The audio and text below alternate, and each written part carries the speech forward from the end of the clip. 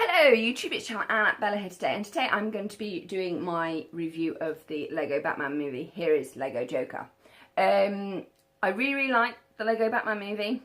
I felt that it resolved a lot of conflict that was going on inside the Batman universe, and it also celebrated its 75-year history. I love the fact that Alfred finally got to wear a 1960s version of the Batman outfit. Alfred is voiced by Ralph Fiennes, who plays Lord Voldemort in the Harry Potter 8 films. Lord Voldemort is in the movie, but he's voiced by Eddie Izzard, which is a great decision because I think that was just cool.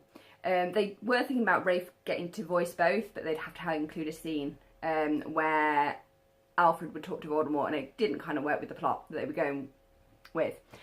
I really like the Lego Batman movie for four reasons. One, it actually shows these two, Joker and Harley Quinn, actually have a working, equal relationship, and at one point Joker even thanks Harley for some stuff, which is kind of cool. So they've sort of solved their relationship issues for better or worse. So it sorts out their relationships, making it kid-friendly. You can either read it as friends or romantic or whatever, but they work as equal partners in the film, which is great. It also resolves the Batman issue of Dick Grayson, Alfred, and their family. How does that work? And it also resolves the whole James Gordon, Barbara Gordon issue thing. And it actually gives Barbara Gordon lots of character development, and it actually allows her strong personality to shine as the police commissioner of Gotham, which is great. It also allows the other rogues from the Rogues Gallery here to shine, and actually there's a jab about Suicide Squad in there as well, but it actually allows them to get recognition, particularly the Condiment King. I mean, we haven't heard from him for a while, and there are reasons for that. I also like the fact that it actually has Lord Voldemort and various other villains, like these British robots. They're called Daleks, but in the film they're called British robots. And Gremlins from the 1980s. As a way of uniting all of the metahuman Rogues Gallery issues, basically everybody in Arkham Asylum that isn't Batman and Robin. You do begin to wonder why Batman and Robin aren't actually there. Maybe they're outpatients, who knows. But it manages to sort all of that, because there's been an issue that has been going on in Batman for a very long time. This is Batman, A Death in the Family. I'm not going to bore you with the main plot of that, but at the end of this there's a panel, and it says, "I know they won't." That's in relation to finding a body. That's the way things always end with the Joker and me, unresolved. Whereas in the Lego Batman movie, they do have a resolution. They finally admit, actually, we hate each other, which is great. I mean, some people have taken that to be like bromance because it's done in a sunset and all of this, la-da-da-da-da. But actually, that is really important, because the Batman and Joker conflict has gone beyond criminal vigilante chasing each other. It isn't how Batman is when he's capturing Killer Croc and all the others, just bringing them into the law. It's become something more. It's become personal, because it's always been personal for the Joker, because it's Batman knocked him into the acid accidentally, but how much more personal can you get? I mean, I know Harvey Dent and Batman, it's personal. It does tend to be personal with all of them, but the Joker and Batman are so opposed that actually they kind of need to admit how they feel about each other so that they can go forward together. Thank you, Harley Quinn, for therapy. Yeah, it apparently works. Anyway, because that now means that Batman and Joker can move forward. It's like, we admit we hate each other, therefore we can just crack on and do what we do. It might actually take Gotham authorities to actually decide, actually we're just gonna, maybe they should think about giving them one cell each and relationship therapy, because it seems to have done wonders for these guys, apparently.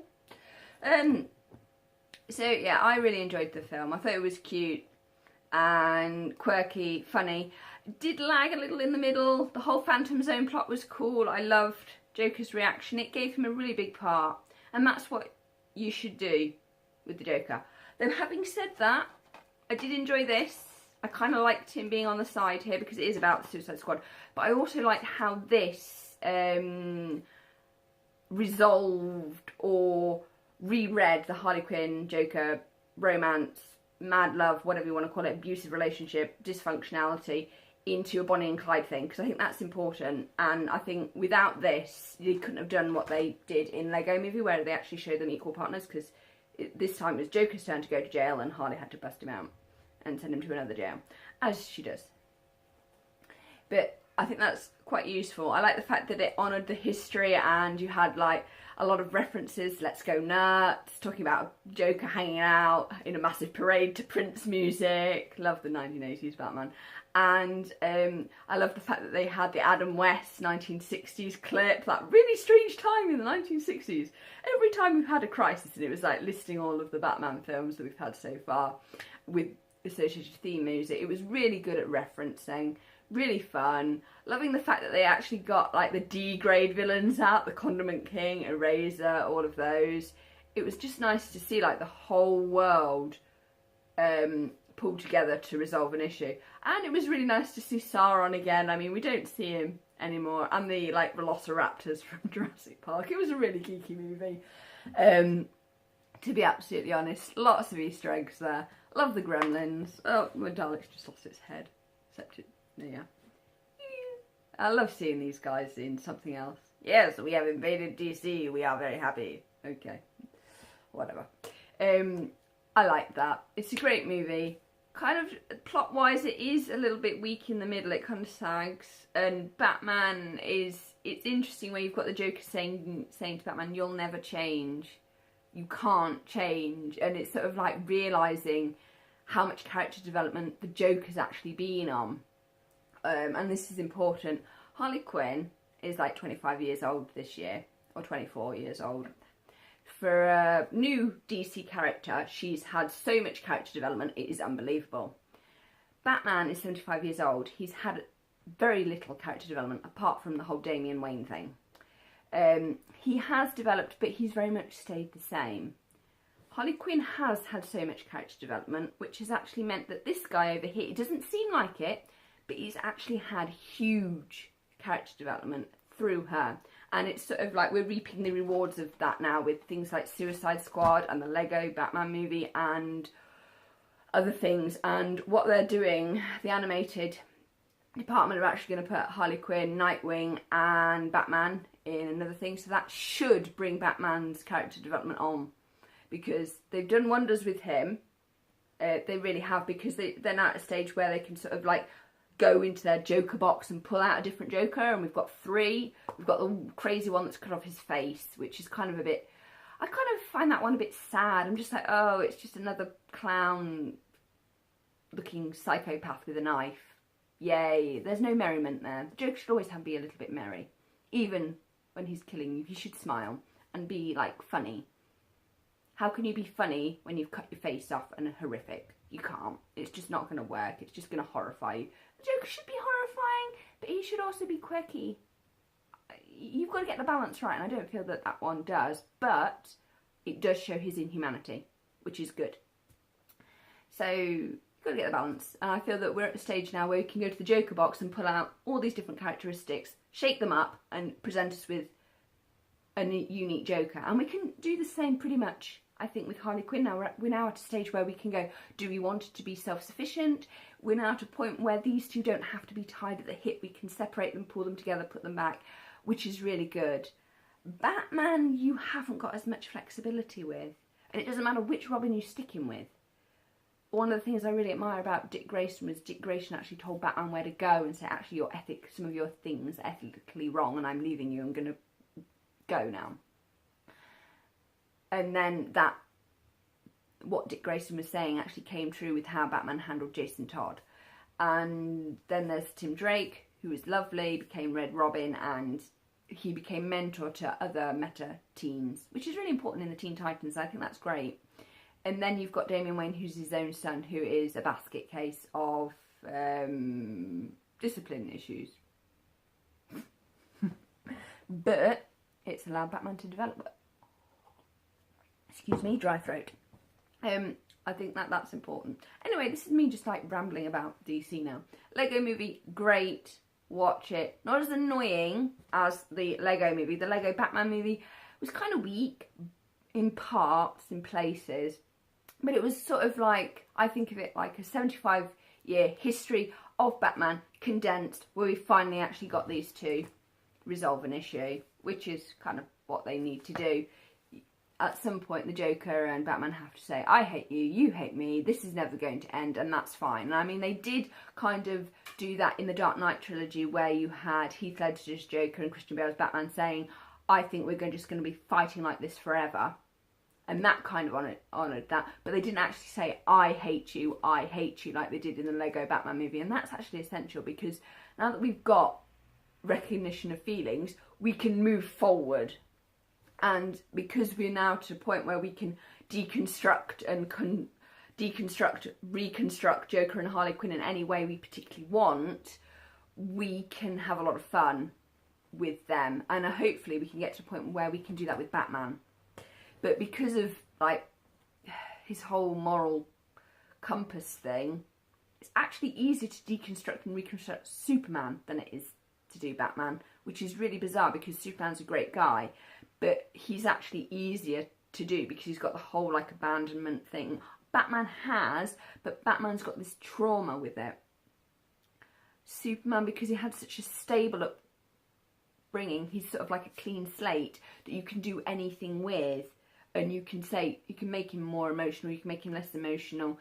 And because Superman has to operate out in the open, he's sort of like, he turns up, fixes the bridge, and then as soon as the authorities come, he says, I've got the villains, they're over there, would you like any help? Would you like me to help them put in the van? And it's like, no, Superman, we'll do that for you. And he's like, okay, I'm going to go now. It's like, thank you, Superman. Whereas Batman doesn't have that relationship. Batman personally will take a villain and drop them off. He doesn't know where his boundaries are, I'm guessing. Because Superman's so powerful, he has to sort of say, no, the system can handle that. I trust the system. I'm a member of it. Please don't stick me in Belle Reve, type thing. And he has to sort of work with that. Batman, because he knows it's corrupt, has to go round the back, and that makes his character slightly twisted, which makes him very difficult to reconstruct and deconstruct in any way. You can, but it also affects like how he works with the police, because he can go into a crime scene and take a piece of evidence, and James Gordon is like, you stop him. I can't stop him. Superman can't stop him. He just is what he is. He is a criminal vigilante, and I think that's important. And I like the fact that Ben Affleck's Batman actually said that to Jeremy Irons' Alfred in Superman vs. Batman. I know that gets a lot of flack, but I actually overall kind of liked it.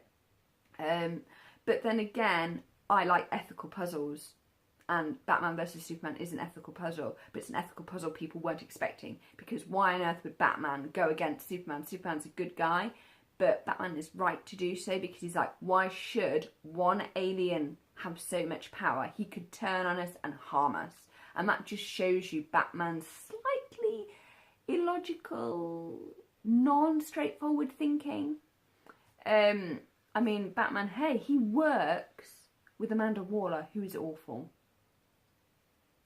Say no more. And this is a guy that is supposedly good. Yeah. I rest my case. Yeah, Lego Batman movie was fun, really good, honoured the 75-year history, sorted out some of the relationship issues between Joker and Batman, Joker and Harley Quinn, relationship was really good, and I actually gave Alfred a voice, because I think Alfred is a really important character, and he should have that voice to say, come on Bruce, pull your back. Bruce, wake up and see the writing on the wall. Come on, Master Bruce, we've got to do this, you've got to move forward. And I think that that's important. I also think that Barbara Gordon had a great role in that, and that she was able to sort of say, look, we're going to be ethical, we're going to do this. Admittedly, it's a children's movie and they have to say that because of political correctness and bringing up children correctly, la la da da da. Comics, slightly more leeway.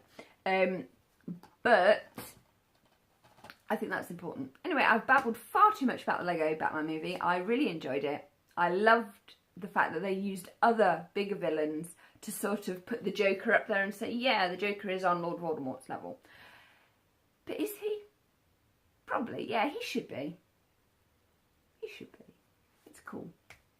Anyway, please like, comment and subscribe. Yes, I am wearing a TARDIS t-shirt, so my heart. Bye! Oh, yes. Another thing, feel free. I am going to, at some point this month, maybe not this month, maybe next month, enable audience captioning for my videos. So if you would like to caption some of the more popular ones, feel free to do so. Beware, you can't just write anything. There is, Google does spell check and there are safeguards in place, so you can't just write anything. Sorry guys, that's the way it works. Please like, comment and subscribe, and thank you for your support. Woohoo!